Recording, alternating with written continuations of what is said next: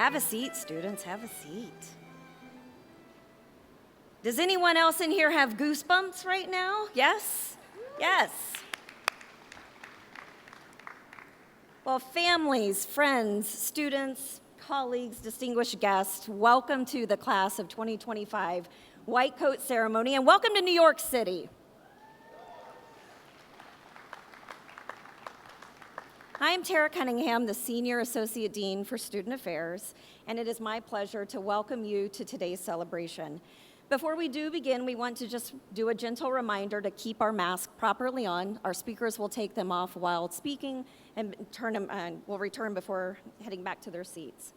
It is now my pleasure to introduce a very familiar face to our students, Dr. Valerie Parkas, Senior Associate Dean of Admissions and Recruitment at the Icahn School of Medicine.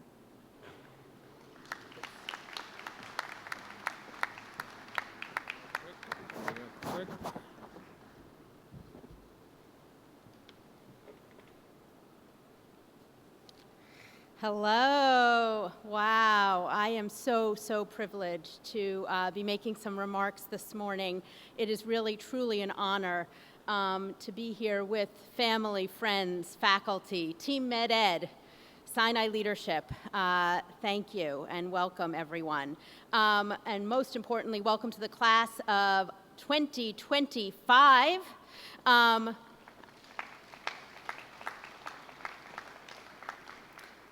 I will say in admissions, which is what I do, you are affectionately known as the incoming class of 2021, and that is exactly what you are to us. So that will always be in our heart, and we are so glad that each and every one of you are here today.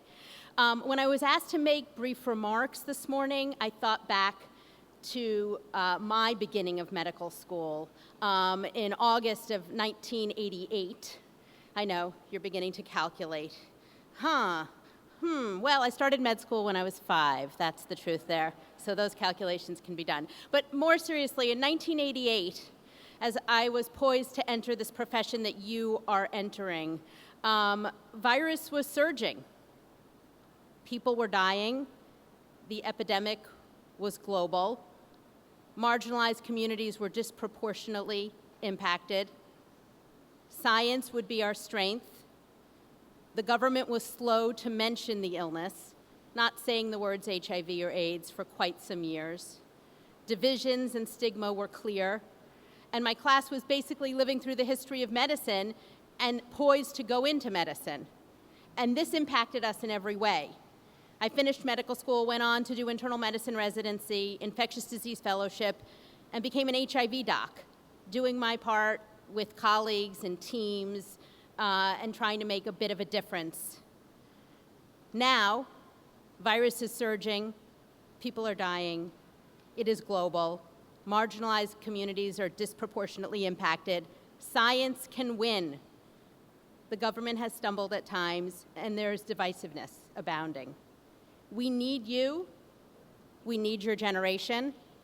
You applied and matriculated during the pandemic. We read those applications. So you already made a statement that you are going to make a difference. And that might be in ID or virology, but that might be in anything that calls you right now at this moment: pulmonary, critical care, psychiatry, geriatrics, policy, addressing the disparities in healthcare outcomes, public health. The list is truly endless of what we need and what you will do. There will be numerous factors that impact you. So keep an open mind, lean on each other, keep your mission, your internal mission alive on why you applied and why you are doing this. We need you. Remember, the patients in the communities need you. Have stubborn optimism. And welcome to the class of 2025, the incoming class of 2021. Thank you.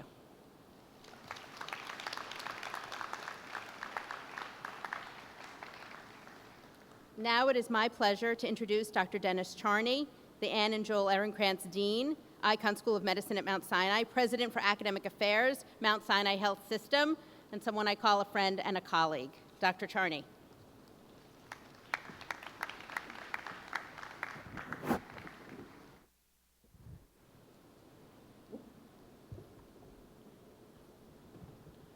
Members of the Board of Trustees, family, friends, faculty, class of 2025, welcome to the White Coat Ceremony.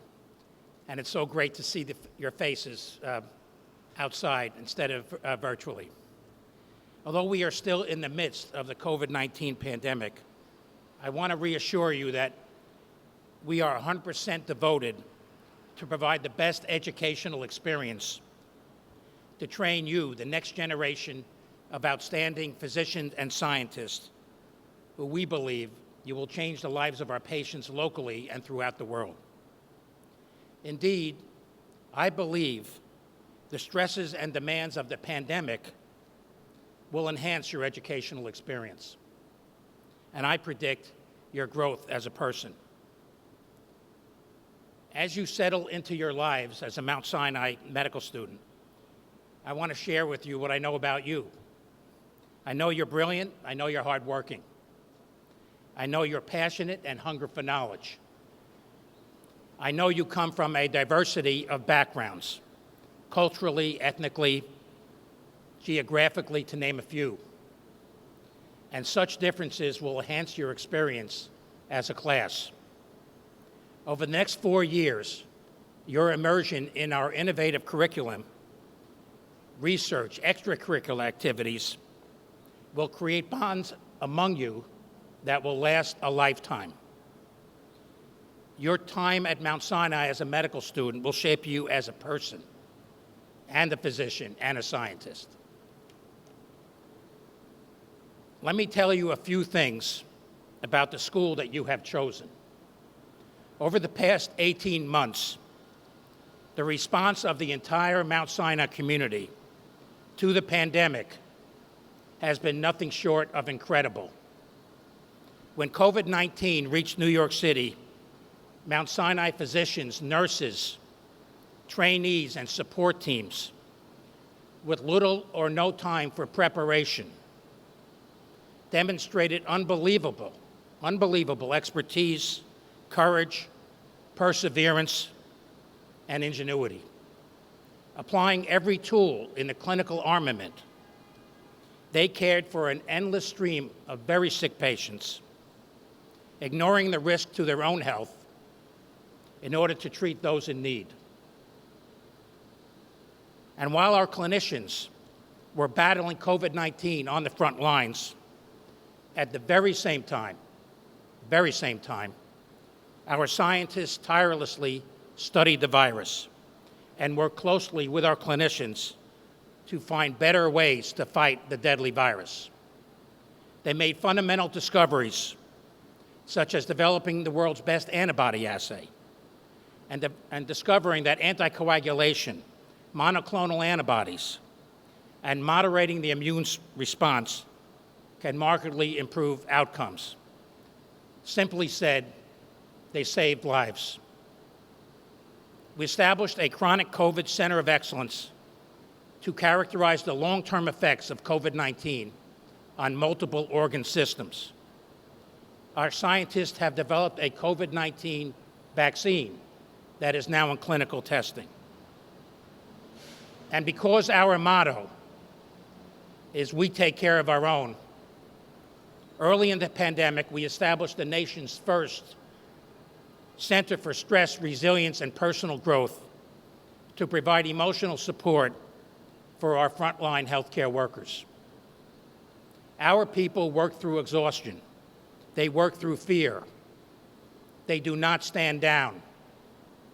In fact, for many, it has been a defining career and personal moment as they provide the best possible care for patients while fighting the virus and developing new strategies for healing. They are heroes in every sense of the word. This is your Mount Sinai. These same amazing people will be your teachers, mentors, and role models. You have joined a medical school in which rising to challenges is the norm, not the exception. Courage in the face of personal risk. Character molded by adversity. Each day at Mount Sinai, for you, will be an opportunity to learn more about ourselves and yourselves, each other, and to test our individual and collective limits and capabilities. And I know that is why you joined us. How do I know that? I've read your bios. I have read what drew you to study medicine. I want to give you some examples. One student said, "My personal and academic experiences motivate me to help and heal others, and to do so by pushing innovation and science forward. I want to expand healthcare knowledge and expertise to underserved communities throughout the world." Another student said, "A physician has the ability to explore the way social factors uniquely impact underrepresented patients' outcomes. The study of medicine is great to me because we share many roles with others: a doctor, a social worker, a researcher. There is an overwhelming diversity in medicine that's paramount to equating equity in healthcare for underserved populations." Another student, "This interest is personal to me. When my grandmother died premature of kidney disease, I was heartbroken over her death, frustrated in the inadequacy of current treatments. This solidified my motivation to do medical research with the goal of developing new therapies for incurable diseases." Another, "I have many friends who have returned from war with severe physical and mental injury. Modern medicine's successes and failures in their healing motivated me, not just to talk about it, but to get after it and be it." And finally, another student, "We all need a hand in becoming the best possible version of ourselves to fulfill our purposes or calling. Medicine is a place where some of our greatest vulnerabilities occur and human brokenness is visibly exposed. Yet medicine is also where the greatest possibilities of hope and healing can occur. I am attracted to the mission of being a hand for patients who are healing and for patients who are dying, that in whatever circumstance, they may still experience the best version of themselves." Those are our students. Those are you. Class of 2025, what will your life as a physician and scientist be like? As the experience of the pandemic has revealed, being a physician and scientist is stressful. As a physician, people will come to you in time of the crisis of their lives, asking you for answers. Being a doctor means living up to the immense expectations of society. At any hour, in any place, it is assumed if tragedy strikes, there will be a doctor on hand to handle the case with grace and confidence. Both physically and mentally, doctors are expected to stitch up the victims of adversity. When epidemics emerge, the unspeakable occurs. It often falls upon physicians to be the first responders, to explain how and why, even when it may be inexplicable. And as scientists, will you have the creativity to come up with ideas that no one else has thought of? And when your ideas are ridiculed, even opposed violently, will you never give up? Will you never give up to make discoveries that could help millions of patients? Yes, being a doctor and a scientist, it's tough. It's tough. The challenges are daunting. But let me be among the first to tell you, it's incredibly rewarding. Indeed, the same elements that make it difficult are often those that make it worthwhile. Yes, today, too few patients are cured, but sometimes you will save a patient's life. And some of you will make a discovery that will help many, if not millions, of people. Granted, we all came into medicine thinking such moments are more frequent than they are. But these moments do exist. They're not a myth. Yes, we are often called upon to show strength during professional and personal tragedy. But to show strength, to show courage, to inspire those around us, demonstrating resilience under duress, this is a privilege. Today, we face the challenges of the pandemic, the lack of equity in healthcare and social justice, and the existence of structural racism in medicine. It is during these times that leadership can make all the difference. Class of 2025, what will it take for you to become leaders of the next generation of physicians and scientists? Will the times make you a leader? Or will you, as a leader, shape those times? Martin Luther King said, "Only in darkness can you see the stars." And he also said, "Of all forms of inequity, injustice in healthcare is the most shocking and inhumane." Maya Angelou, in her poem On the Purse in the Morning, wrote, "Lift up your faces. You have a piercing need for this bright morning dawning for you. History, despite its wrenching pain, cannot be unlived, and if faced with courage, need not be lived again. Lift your eyes upon this day breaking for you. Give birth again to the dream."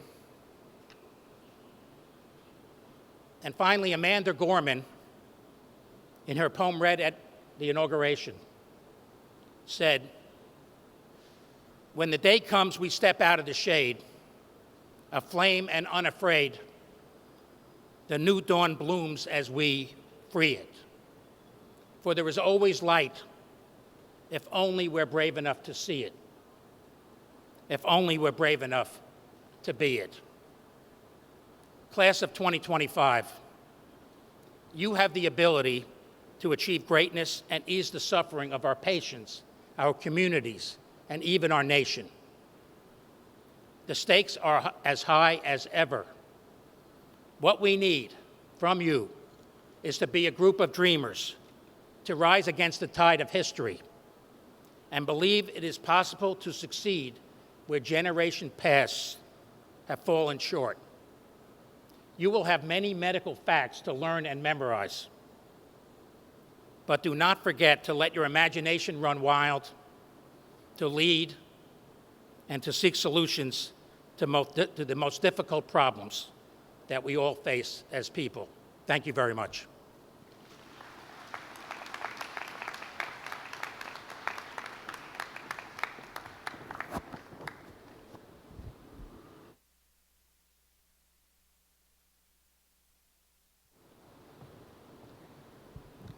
Thank you, Dr. Parkus and Charney. At this time, I would like to recognize another member of our family that helped celebrate our students' success and their white coat ceremony.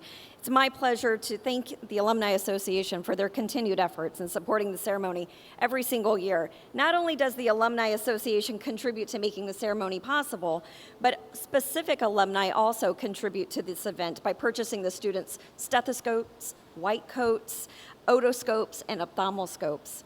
Please join me in thanking the Alumni Association and its members for their incredible generosity.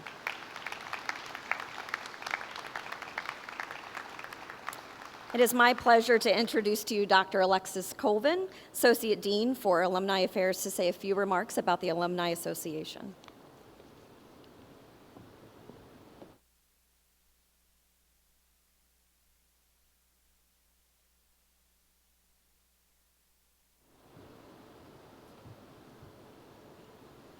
Although we have been physically distant, the last 2 years have also brought the Mount Sinai community closer. You have not just entered medical school, but you have also joined a family of incredible alums from all over the country. I hope you take advantage of all the opportunities to learn from them. For instance, our Alumni Connect mentorship program pairs alums with current medical students and has nearly doubled in size over the past year. There are also weekly Alumni Connect small group meetings in which students meet virtually with a diverse range of alums to discuss their career paths and benefit from the wisdom of their experience. These sessions are truly invaluable. Before I close, I want to thank the alumni who donated the stethoscopes that will be distributed to the students today.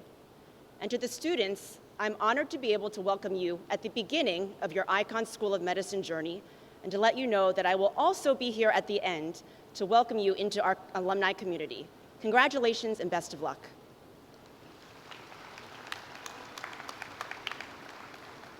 It's now my pleasure to introduce to you Dr. David Muller, Dean for Medical Education, Professor and Marietta Charles C. Morshand Chair in Medical Education for the Icahn School of Medicine at Mount Sinai.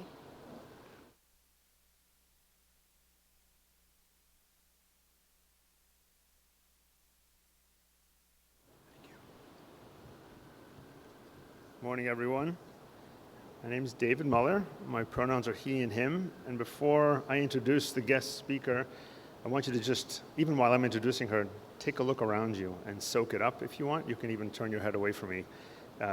This is just an incredibly special moment in your lives, and I want to make sure you remember every single leaf, every little flower.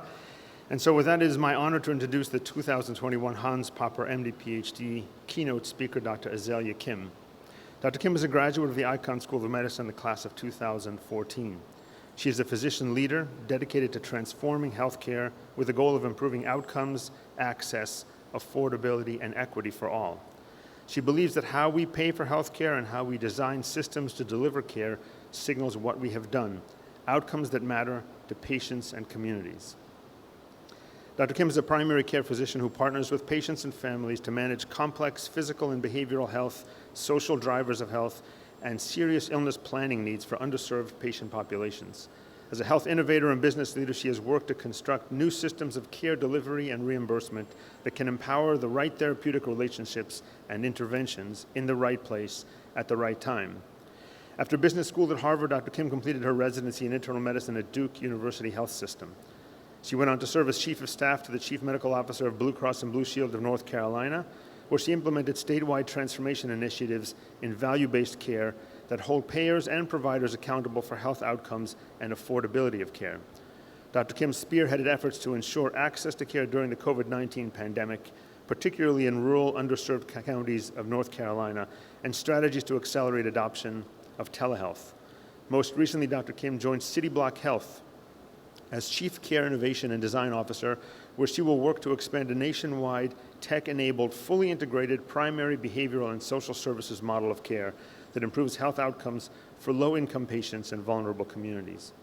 Dr. Kim proudly hails from Yonkers, New York, and currently lives in Durham, North Carolina with her husband, another Sinai graduate, and their 2 children. Please help me welcome Professor, Physician, Business Leader, Dr. Azelia Kim.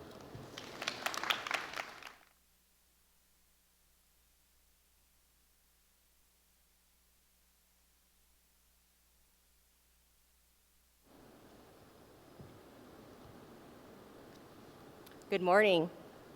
Thank you. Thank you, Dean Cunningham, Dean Muller, for the honor and privilege to join in this celebration today. To the leaders and faculty and staff of the Icahn School of Medicine at Mount Sinai and the Mount Sinai Health System, I can imagine a lot has gone into planning for this day to make it special and also safe for all those attending. So thank you. Thank you to the first-year medical students and your loved ones here today and those joining virtually.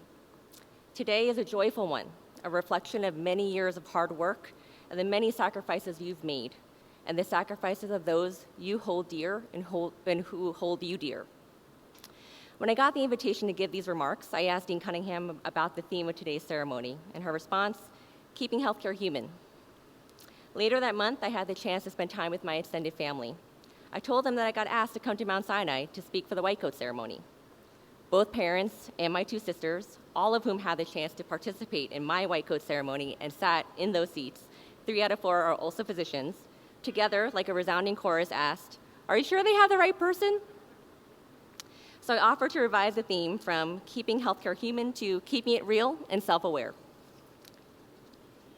I am lucky that in the work that I do, I spend time thinking about the human-to-human relationships that are the foundation of the U.S. health system. I am blessed with my own relationships with primary care patients that have spanned years and generations of families. Today, and together with my patients and my colleagues, we navigate the complexities of whole person health, inclusive of medical, behavioral, and social care needs. If there is a vulnerability in the U.S. health system, we have most definitely encountered it in the course of delivering the care that people deserve. I also spend a lot of time thinking about these real human-to-human interactions and how they might intersect with the use of data and technology, such as the delivery at the fingertips of algorithms that are mysteriously powerful in their ways to predict bad things for people, or, on the contrary, inexplicably bad at predicting much of anything. I've also spent much of my early career witnessing innovation in healthcare collide headfirst with the way that our country traditionally pays for healthcare services, paying for the stuff we do to people, but not necessarily rewarding us for making life better for people like my patients. The healthcare system, as it is engineered today, does not know what it means to be human because it does not know how to value the outcomes that actually matter to people. Whether that's one more day where it feels possible to breathe and do the things that one loves to do, or one more day with a safe place to sleep and a meal on the table, or the value of being present for a wedding day or a white coat ceremony, or the value of trust within the context of a therapeutic relationship between a clinician and a patient. Standing before you in September of 2021, I struggled with what it is I could even say to you today. And I think the most human thing I can say about healthcare is to say it's not okay, and that it's okay to not be okay. For healthcare to feel human in 2021 is to allow us who work within it to embrace our shared grief and exhale. To name this overwhelming sense of grief, we grieve for the loss of life, the loss of civility, the loss of a sense of certainty about what our collective future holds. We bear witness to individual and collective experiences of trauma. We acknowledge the profound grief that has been fully unmasked by the pandemic, further exacerbated by the rolling thunder of violence and disaster in the US and abroad. We share an awakened consciousness and despair of the culture, policies, and practices that promote inequality, structural racism, white supremacy, sexism, genderphobia, discrimination, oppression, where we can draw a straight line from these realities to the burden of illness and suffering we see around us. We watch helplessly as misinformation spreads faster than the virus. This scourge of misinformation takes this strenuous journey through medical education that you are about to embark upon today and equates it to a Google search or a mysterious algorithm that steers eyeballs to conspiracy theories and other unsubstantiated content on social media. We nod in recognition that this cancer of misinformation is capitalizing on decades of mistrust in a health system that, despite our nation's largest investment of money and talent, has not delivered on its promise to its people. It's okay to not be okay with healthcare in this country and around the world. So what now? In 2021, we can recognize that the real superpower of the healthcare system are its people, empathic humans that care for other human beings, even in the most impossible of circumstances. With this permission, I share the story of Dr. Drew DeMayo, a friend of mine from residency, who 3 months shy of graduating from pulmonary and critical care fellowship at a hospital here in New York City, found himself promoted to an attending and supervising an overrun intensive care unit at the peak of the COVID crisis in New York in early 2020. One evening, perhaps when one could not imagine things to get worse, they did. The alarms on the ventilators all started going off in unison. Drew describes that it was so loud it sounded like a panicked crowd shrieking. The electricity for the ICU had gone out. He found himself having to quickly do the math and mobilize teams to effectively use what backup generator capacity he had versus manually ventilating half of an ICU full of patients who were dependent on those ventilators to stay alive until the power could be restored. As we recounted this story to my former co-residents and I over an impromptu Zoom reunion, we had a lot of those throughout the spring of 2020, I remembered a quote from Nobel laureate, author, and professor Toni Morrison, the invited speaker for my baccalaureate graduation service at Princeton, my college alma mater. She said, "You are a citizen in a community and a person like no other on the planet. No one has your exact memory but you. What is now the limit of human endeavor is not the limit of intelligent endeavor, and what is now known is not at all what you are capable of knowing."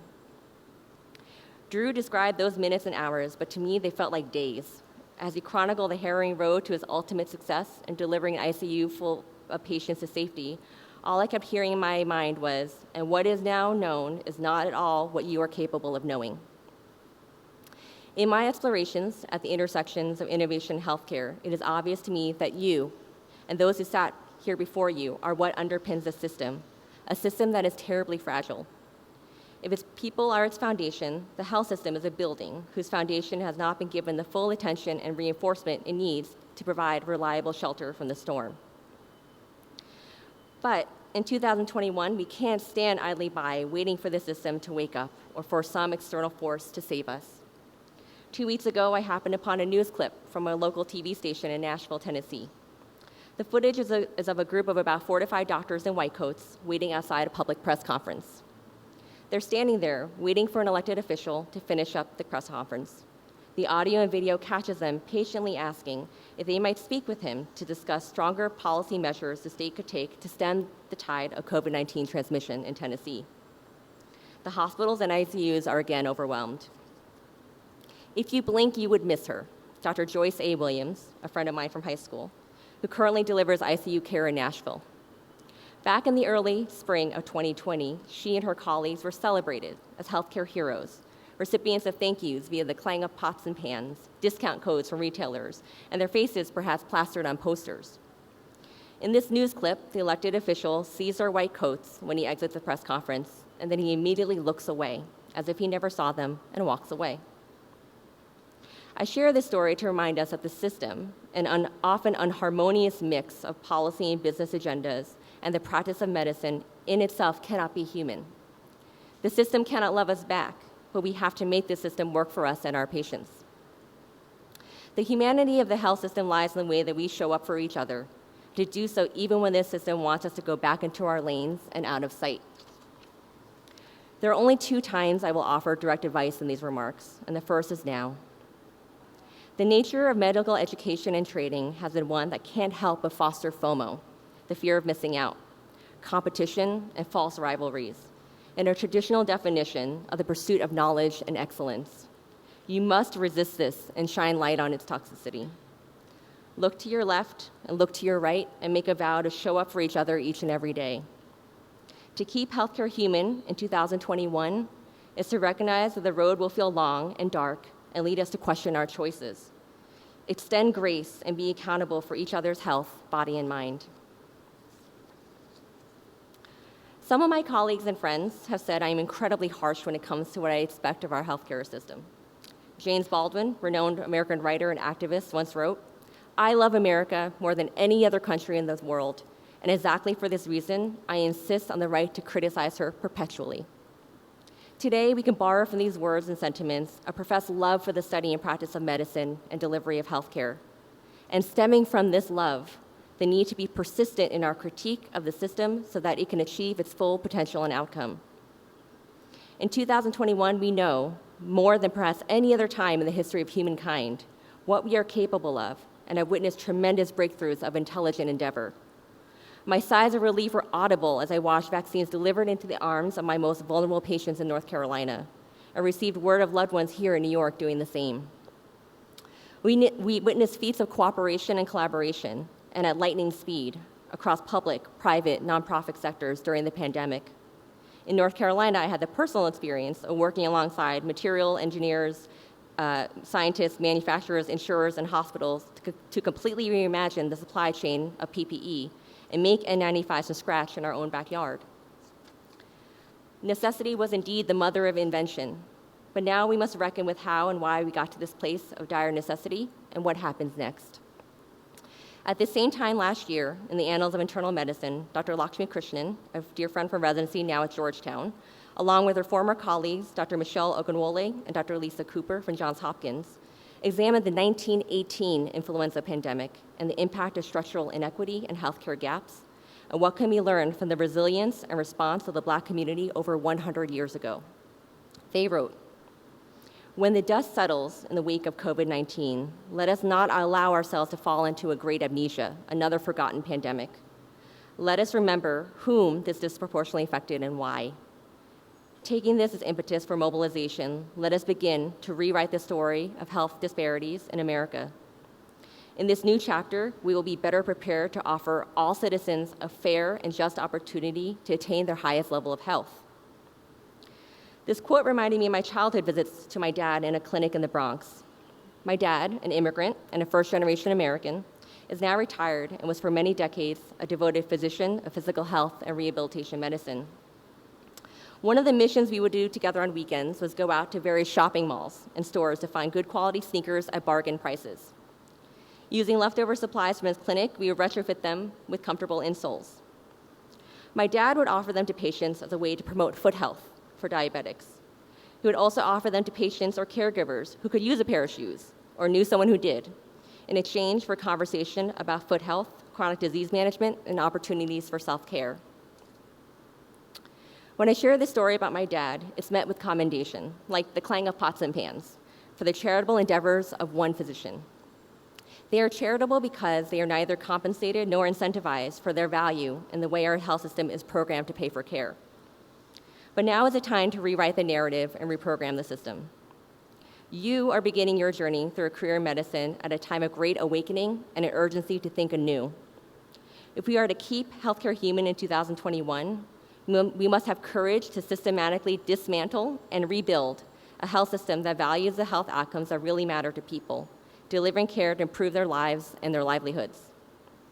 This will also mean leading our system through dramatic, potentially painful changes, including in the way our society pays for health and not just health care. Quoting a mentor, luminary of value-based care, and friend, Dr. Rahul Rajkumar, how we pay for healthcare signals what we value.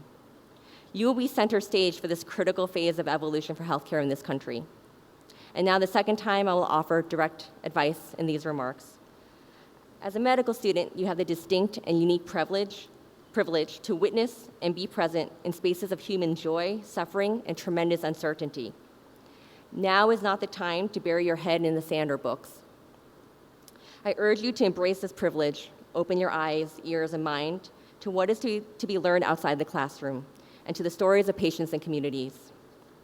You will encounter many vulnerabilities and contradictions in the way that healthcare is delivered and the sequelae. Keep a running list, write them down, and be brave enough to keep asking questions until you understand. This is how you will know how to show up for your patients and for each other in the ways you are needed most. You will need to be ready to lead us to new solutions. I can only speak for me, but I acknowledge that the gift of a global pandemic has been a premature midlife crisis. Like a crucible, this time has brought piercing clarity of what matters most to us and what is at stake. Some of the most important relationships and friendships in my life were established here. Fun fact, I technically picked up my best friend, life partner, husband, Dr. Andy Mumm, at EHOP. I count among these relationships enduring connections with physician leaders who are advancing care for the seriously ill, incarcerated, vulnerable populations, and transgender youth. I'm privileged to know them, to celebrate their work, and to feel them stand by me through times of impossible levels of joy and grief. In 2021, who we are is no longer defined by the white coat. Rather, in this time of great awakening, you, together, are being called upon to redefine what white coats will mean to this world. You belong here, you are not alone, we are in this together. Thank you, congratulations, and you got this.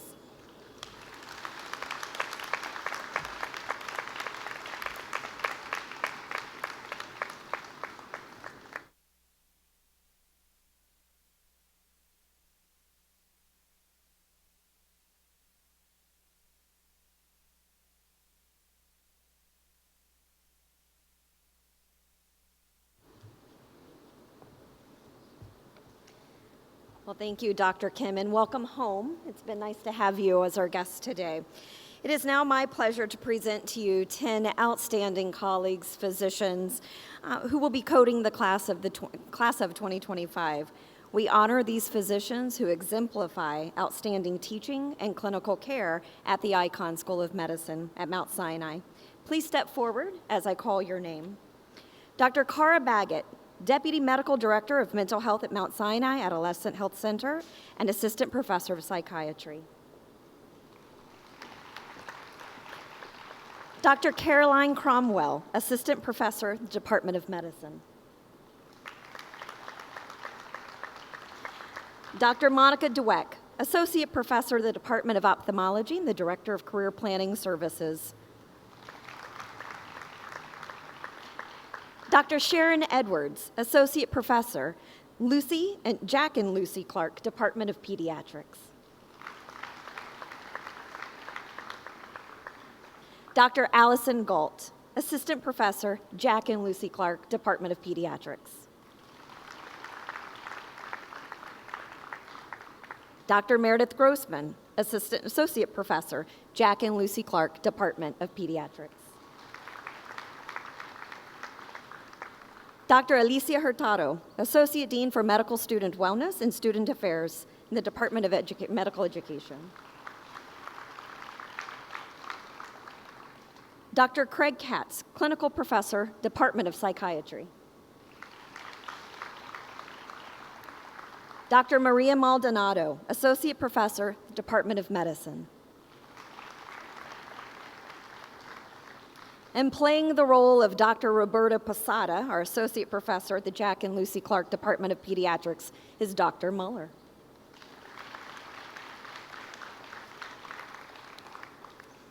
Students, are you ready to get your white coat? Yeah. Family, friends, are you ready to cheer them on to receive their white coat? It is now my pleasure to introduce to you the reader of this year's roster, Dr. Rainier Soriano, Professor and Senior Associate Dean for Curricular Affairs.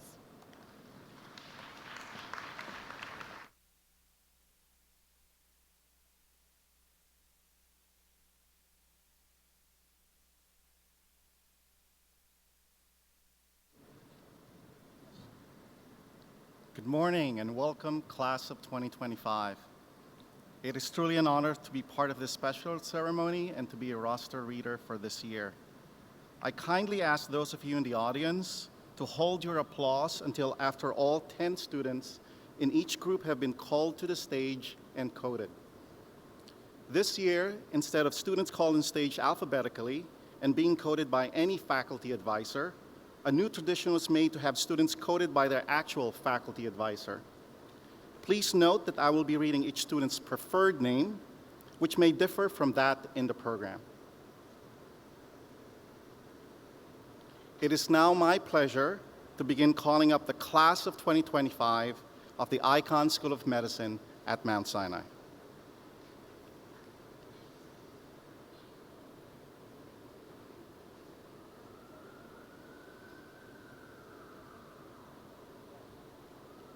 Rachel Geltman, Erin Abbott, Dorothy Adu Amankwa, Ashley Brown, Nicholas Bueller, Peter Campbell, Christopher Cheng, Anish Agarwal, James Brooks, and Isabel Grand.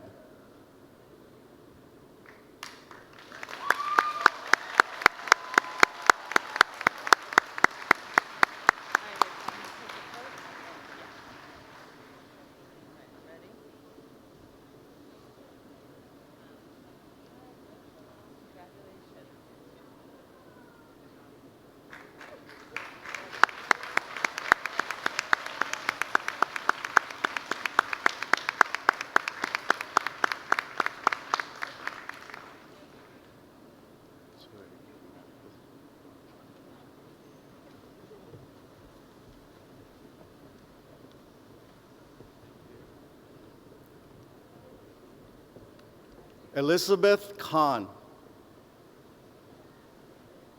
Daniel Babula, Diego Arevalo, Hannah Freed, Catherine Holmes, William Gonza, Madison Cox, Catherine Aliano Ruiz, Gabriela Calcano, and Monica Feely.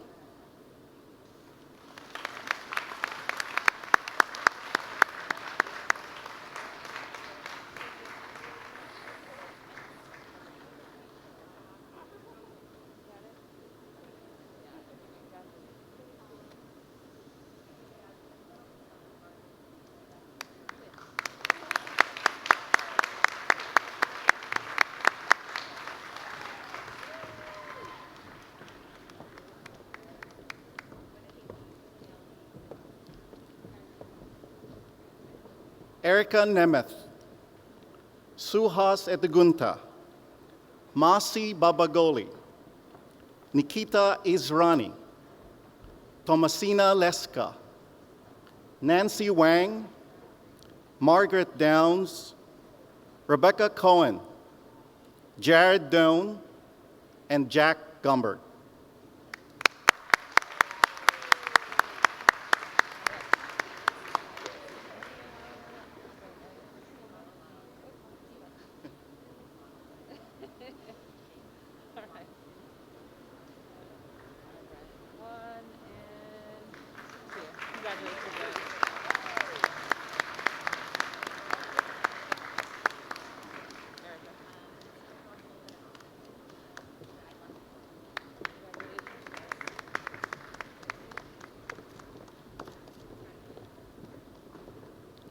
Kasharelope Oguntuyo, Michaela Gordon Wexler, Olivia Blanchard, Mackenzie Mitchell, Abhishek Mogili, Regina Longley, Zachary Gollin, Pierce Ferreter, Christopher Gonzalez, and Lucy Greenwald.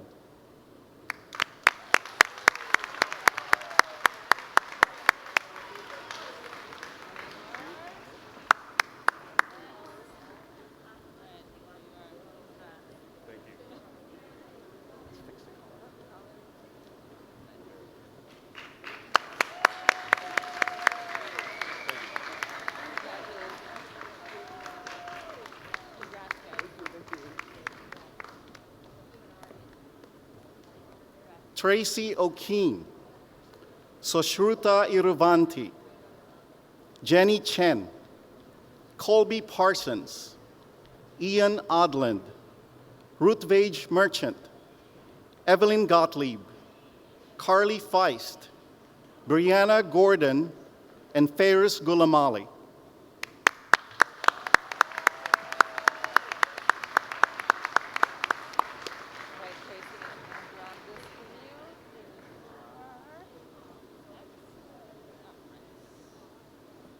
Great color, Tracy. Nice. Fits well.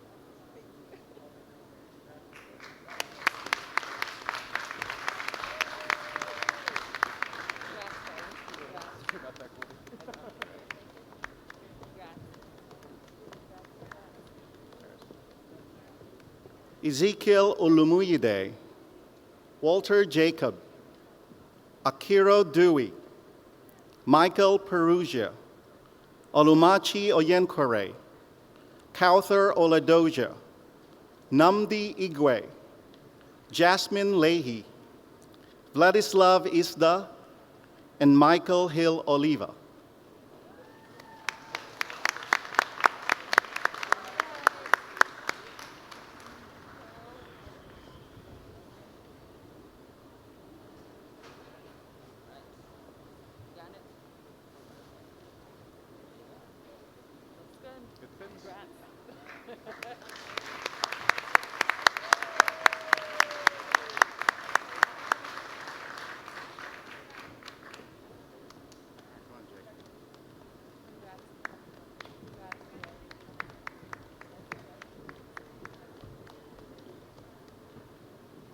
Frederica Rense-Perez, Daniel Liu, Madeline Penn, Aidan Pillard, Joseph Portelli, Danielle Chian, Jason Joe, Kartikeya Menon, Cecilia Katzenstein, and Alicia Leong.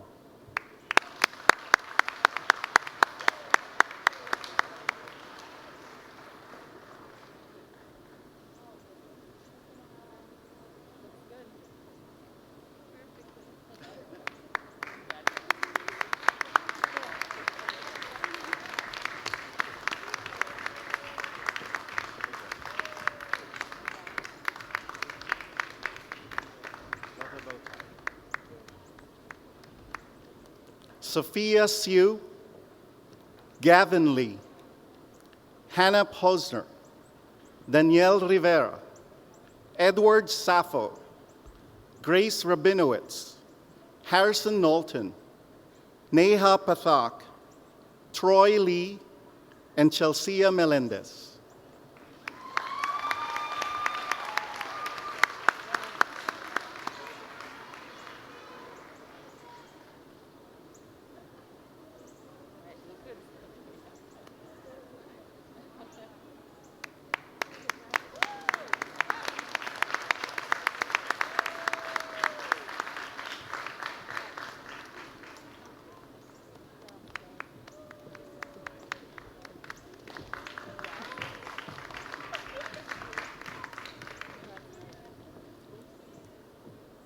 Stephanie Song, Ayman Mohammed, Benjamin Rodriguez, Andrew Tu, Lucy Schultz, Braxton Schultz, Sharon Rivas, Nasif Qasim, Nikhil Maheshwari, and Sungjay Park.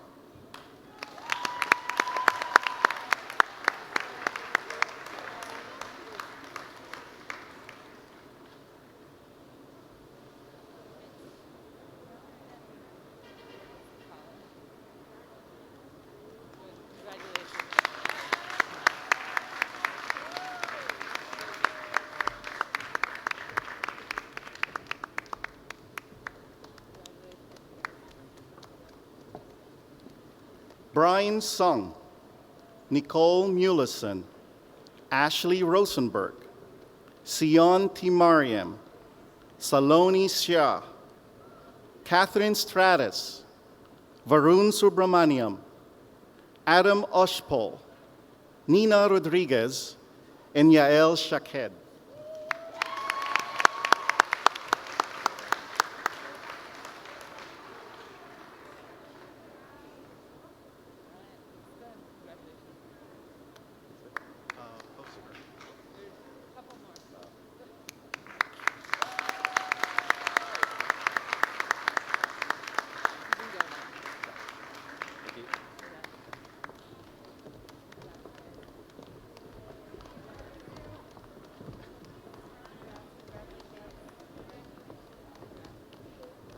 Kevin Spahar, Daniela Nevid, William Steidel, Vivian Uti, Madeline Villalba, Ikasa Suri, Chinmaya Venkatram, Marcus Weeks, Hannah Verma, and Miles Solon.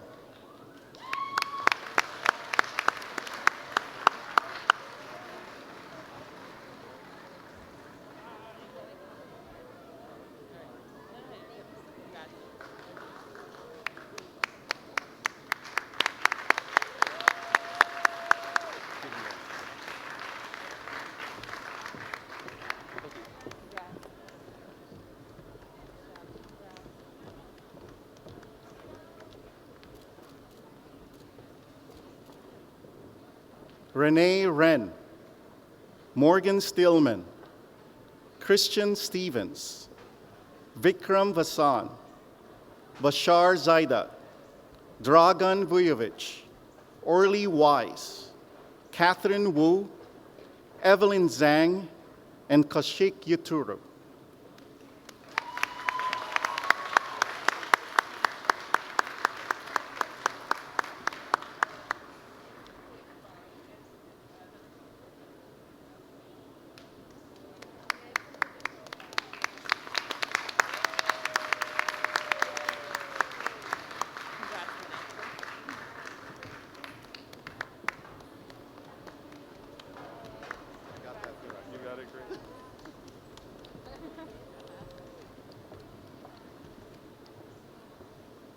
Congratulations, class of 2025.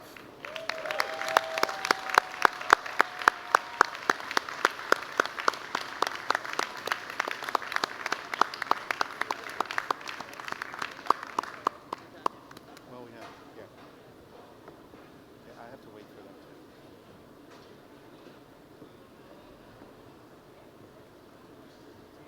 Did you actually introduce her yet? Yeah, I still have to say something. Sorry. I have to wait for all of them.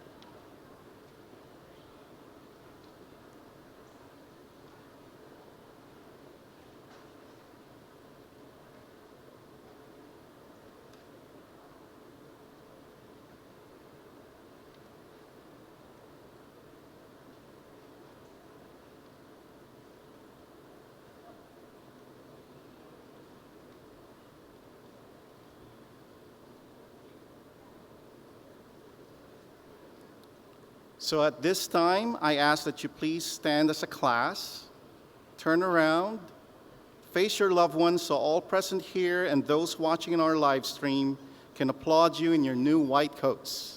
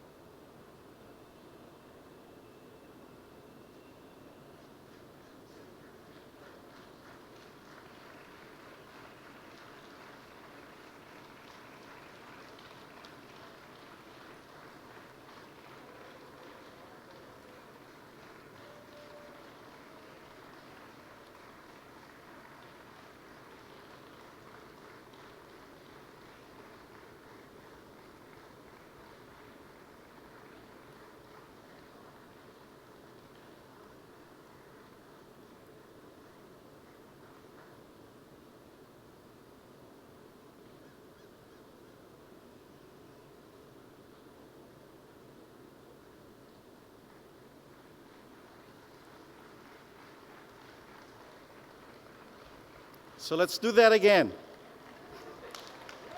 Loved ones, everyone present, those in live stream, applaud the class of 2025 in their new white coats.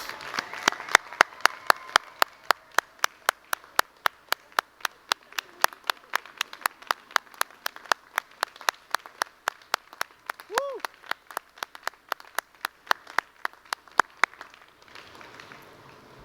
And students, let's applaud the parents, significant others, family members, and friends who help you achieve the goal we all celebrate today.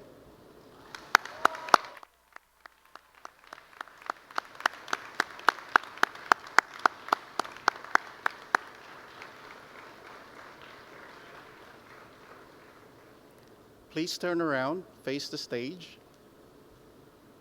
and smile for the camera.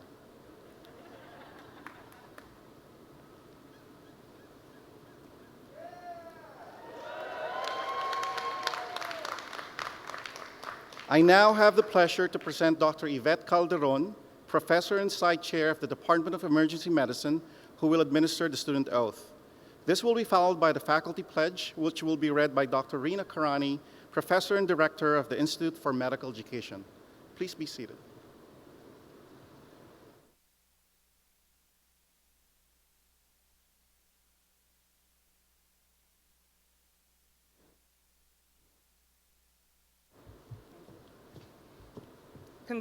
Congratulations, the class of 2025. We are now entering into the 10th year of a budding Mount Sinai tradition, asking our first-year medical students to come together to draft and ratify their own student oath. Through this process, our students were given the opportunity to establish, commit to, and share the professional ideals that will govern them in their time at the Icahn School of Medicine and at Mount Sinai and beyond. During their Art and Science of Medicine course, 15 groups of students each generated what they held to be their most important ideal as they embark on their medical education and career. Representatives from each of these groups then worked with Dr. Craig Katz to combine these 18 ideals into the oath you are about to hear. I now ask the Icahn School of Medicine at Mount Sinai class of 2025 to stand. Turn around and face your loved ones in the audience and join me as we recite your student oath. We, the Icahn School of Medicine at Mount Sinai class of 2025, stand here today in person to embark on our medical education. Donning the white coat, we embrace the privilege and responsibility of learning medicine during an ongoing pandemic. With grace and unrelenting hope, we pledge to be dynamic in our learning, teaching, and research by honoring the best practices of current medicine and courageously rethinking traditions, to humbly advocate for and collaborate with our patients, our team, our community, and one another, to meet patients where they are and celebrate their values, backgrounds, and experiences, to recognize the limitations of ourselves and our profession while honoring the strengths of our patients, to abandon ego and listen to our patients with compassion and respect, to foster a compassionate learning and healing environment, to challenge the status quo and disrupt the systems that perpetuate inequities arising from segregated care and biases, known and unknown, to provide equitable care to people of all identities, including ability, age, class, education, ethnicity, gender, language, legal status, nationality, race, religion, and sexuality, to bring our authentic selves to every interaction with patients and colleagues while honoring our unique lived experiences and shared humanity. Altogether, we promise to ourselves, our colleagues, and our future patients to do all in our power to turn these words into action. Let us hear a round of applause for the class of 2025.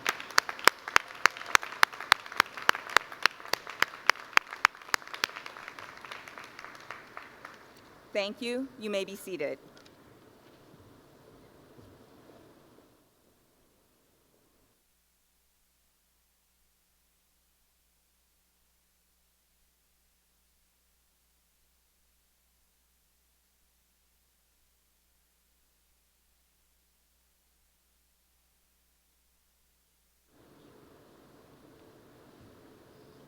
Good morning.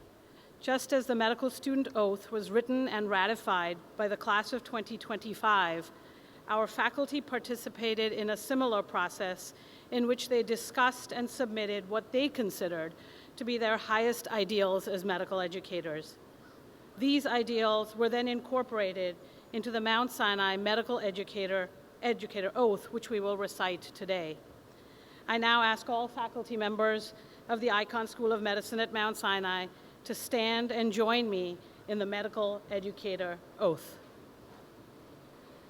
The mission of the Icahn School of Medicine at Mount Sinai is to produce physicians and scientists who are prepared to enter society as informed advocates and activists who are able to advance clinical care and science and promote change.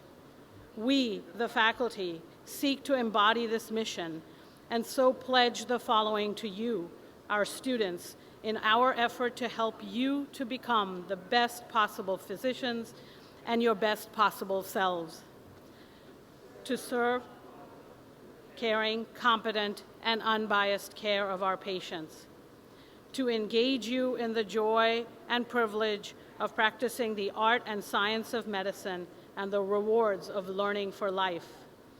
To uphold the highest standards in scientific and medical research, to inspire you to respect the art and science of medicine, but also to question the status quo, to recognize that our opportunity to teach is also our opportunity to learn, to not just teach, but also nurture, to share both our craft and ourselves, to demonstrate the self-examination means as much as examinations, to be kind in evaluating you and ourselves, to never lose sight of our wellness and the wellness of all of those around us, to have the courage to stand up for the oppressed and vulnerable and against prejudice and racism in all that we do, to be aware of our own biases and those around us and strive to eliminate them, to meet you where you are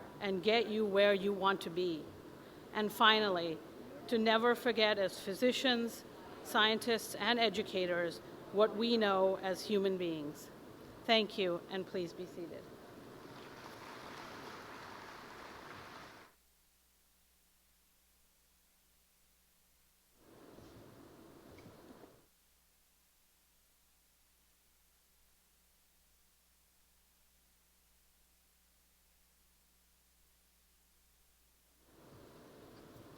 I just want to say for the record, I did not step away because I don't believe in those middle bullets. I just got called away for a little bit of a do-over. So it's unclear to some of us, when the student oath was being read by the great Dr. Calderon, whether all or any of you were reading it. It's a little unclear, so we're going to do a do-over. Dr. Calderon, where's Dr. Calderon? Come on up. Please stand and face us, because we need to hear this, because you wrote this. It's something you should take great pride in. We want the people on the east side to hear your booming voices. So we will recite one more time. Okay.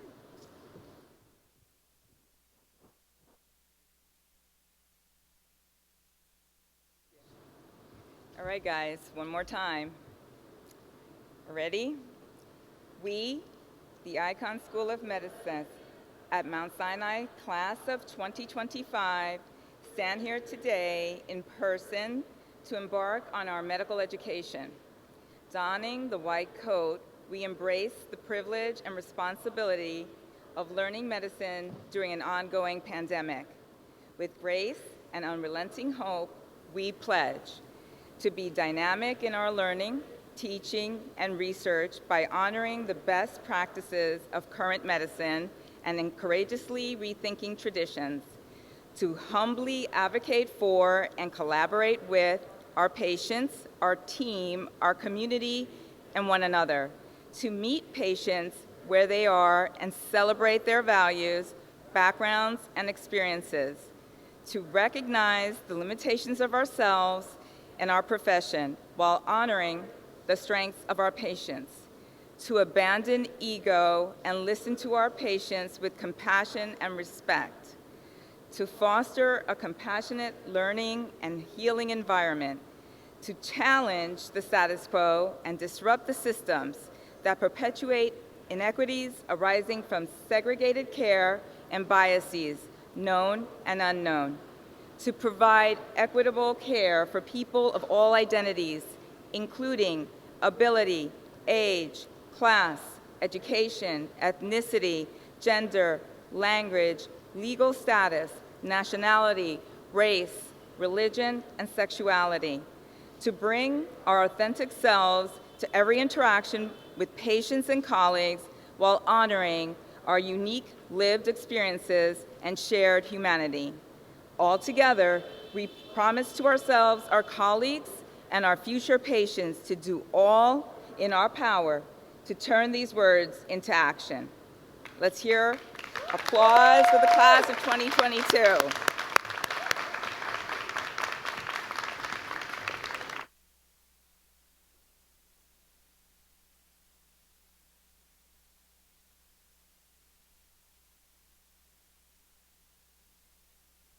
You're my most cooperative graduation. Every once in a while, life gives you a second chance, so when it does, seize the day.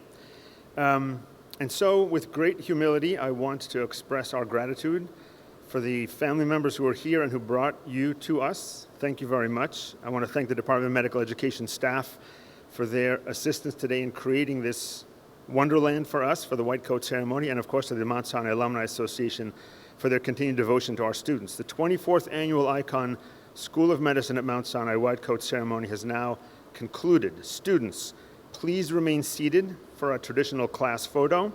Guests are invited to exit the ceremony at this time. While we cannot gather for a reception, please take a brunch box with you to go and enjoy it with your loved ones. Also, if you have not picked up your family gift from the Alumni Association as you entered the event, be sure to stop by the table in the lounge area in the back. Thank you for being part of today's celebration, and congratulations to all.